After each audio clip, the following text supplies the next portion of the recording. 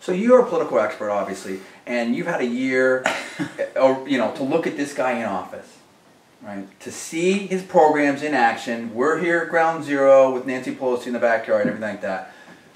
Give me a read from your perspective as an expert as to what this guy is all about. Is it all about him? Is it all smoke and mirrors? Is he really a hardcore progressive and he's just going to try to shine it up with a lot of these other people? Is he going to attack back like Bill Clinton? I mean, tell me what this guy is all about so American people can prepare themselves. Well, the fear of him coming in was that he was inexperienced.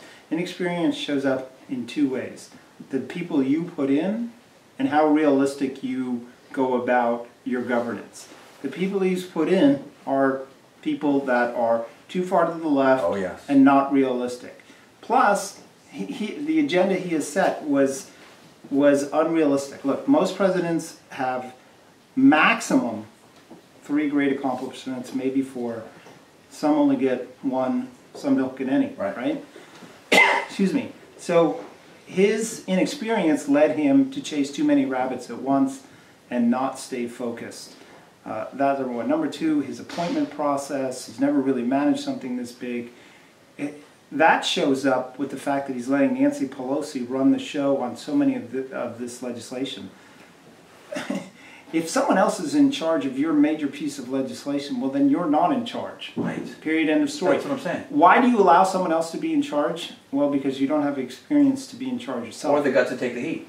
So our worst fears about him coming in relating to experience have all come to fruition. Now, you asked an important question. Is he really an ideologue?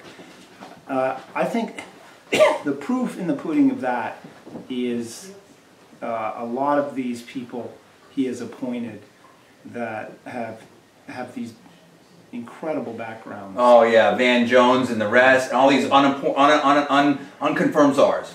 Yeah, if you weren't an ideologue, then you would appoint middle-of-the-road people. That are competent. Yeah, well... How about that? That's another thing. That's a bridge too far for them.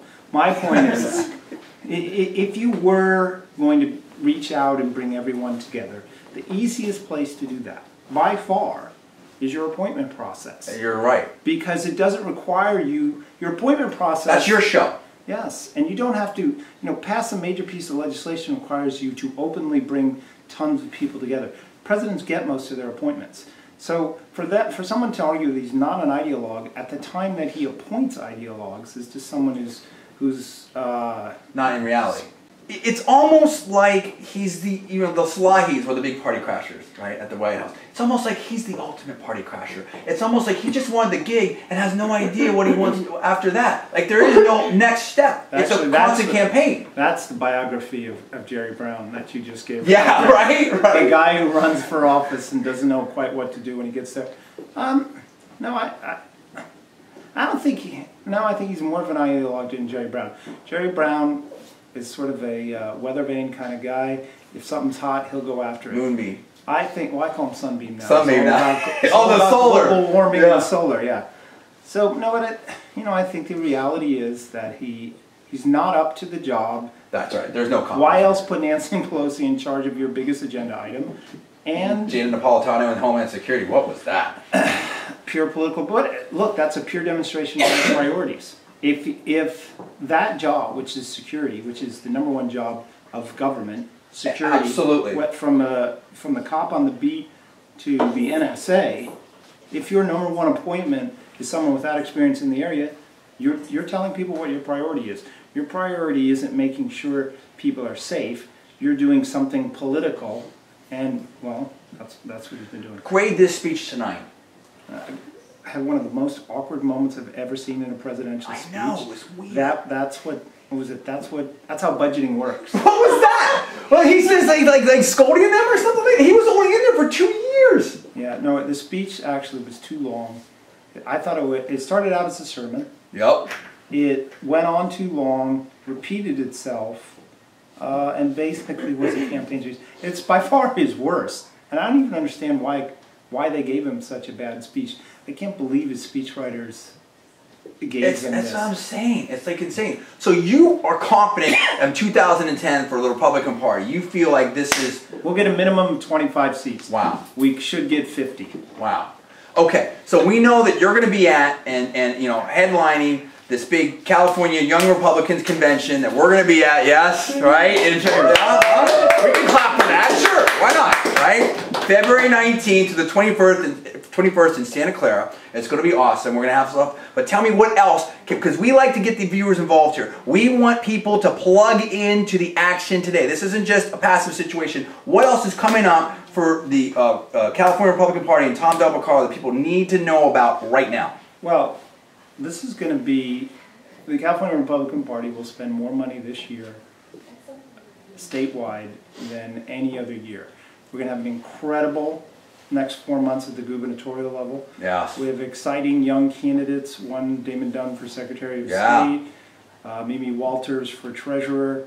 When the Democrats are bringing out the ultimate retread, Jerry Brown. Oh, God, I know. We have new people, whether it's Poizner's new, Whitman's new, Carly's new, youth and in Chuck DeVore. Yeah. We love Chuck. We have to mention Tom Campbell as well. Tom Campbell. I have to be there for everyone. I know. But we are going to have an incredibly dynamic year. And Scott Brown was so hot on the internet. I mean, that's what we want to get people involved in. He was doing $1 million a day there at the end. There's so much action coming from the internet. I mean, we need to do that here in California. Well, you have the Illinois election coming up next week. There you go. That can have a similar thing. You know, I don't want people to get too discouraged because the Scott Brown thing won't happen in November because there's 435 races. Right, yeah. But it's pure positive proof that if you get involved, look, the world's governed by those who show up. That's right. And whether you're in a Tea Party or any party, if you show up in force, you can make a difference. And I think this here is so important in California. That's the pitch I'm trying to make to the viewers out there, is that if you look at the shockwaves that one election in Massachusetts had, because it was Massachusetts, because it was Ted Kennedy's seat, because the symbolism of that Eastern elite. It was the peaceful seat. Oh, well, no, I know, it was the people, but I mean, to them, I'm speaking as a liberal, in their mind. Because what I'm asking people to do is out of state, get involved. Speaking as a liberal, I flip it. But what I think people should do here is I'm making a pitch across the country, right? For people to get involved in California politics. You know why? Because if there's so many people that have written off California. It's a blue state, it's never going anywhere, it's Hollywood, it's San Francisco, it's not whatever. If we can have the energy, just some of that energy, for all of our supporters out there, conservative viewers and followers out there, to come here, work with you, get things happening in California. If we can get the wins here, that will send a message to them. Absolutely. Look, California's going to have the best political year for Republicans and conservatives probably since Wilson defeats Kathleen Brown. That was great. By double digits.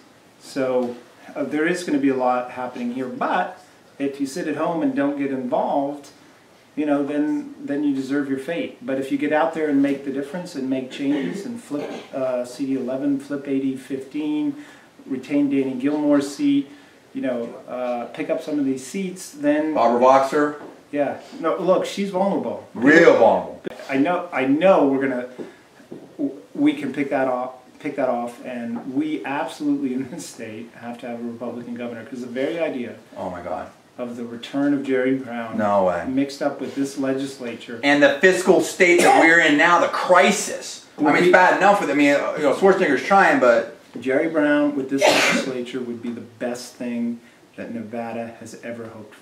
You're right. Well, I like that line. That's a good line. So, you're right. So, what you said, people need to get involved, and that's what we're asking people to do right now. How do they do it? How do they get involved here in California? How do they make things happen on the ground? And how do they get in touch with Tom Del Baccaro? Well, go to politicalvanguard.com. There you go. Email Tom at politicalvanguard.com or the CRP. Go to their, CRP, cagop.org. California Republican Party. Do it now. Absolutely, and get involved. Go to your, Google your local county party.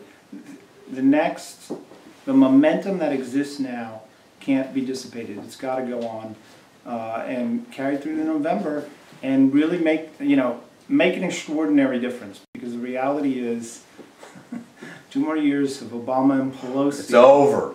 It will do lasting damages, no question about it. So, but it's all doable. Scott Brown proved that you can win anywhere. That's right. The momentum is on our side. Peeps, we've got to do it now. I'm asking you to get out there, get involved, get in touch with this man right now. Go to Political Vanguard, Tom at Political Vanguard. Go to the California Republican Party. And of course, subscribe down here right now if you're looking in HD, down here if you were in regular. Conservative New Media, get involved, tell a friend, post this online, spread the word. We are coming to you right now and on February 19th to the 21st at Santa Clara. It's going to be an explosive situation. You can meet Tom and myself. I want to thank Tom, Vice-Chairman of the Republican Party. Really appreciate it here in California. If the rest of you, if your viewers had 1/10 of your energy, this would be a red state, no question about it. I don't even drink coffee, brother. All right, thank you. We will see you next time.